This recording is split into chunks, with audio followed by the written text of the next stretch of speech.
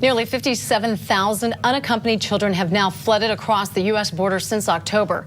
They're now overwhelming the immigration court system.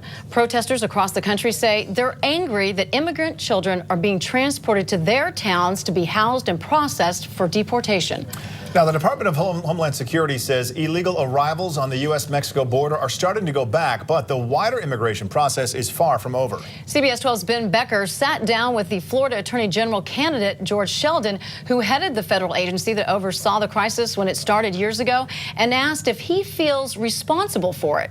70,000 refugees flooding the U.S.-Mexico border over the last 9 months. 57,000 of them children. I think it's clearly a humanitarian crisis. George Sheldon was the acting head for the Administration of Children and Families under the U.S. Department of Health when the border crisis began in 2011. You've got to also recognize these are children.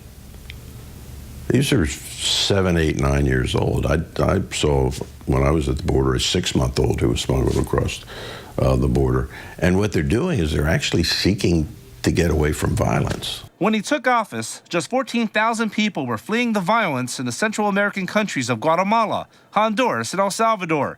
Some of the children ending up in shelters in Miami. A lot of this happened on your watch. If someone would say, hey, the blame should be lying at your feet, you say what?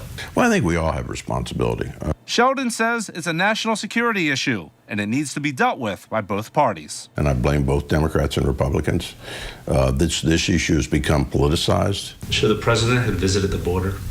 I think he should have. I think it clearly would have been symbolic. Very few nations in the world are people struggling to get into. That says something about this country. Ben Becker, CBS 12 News.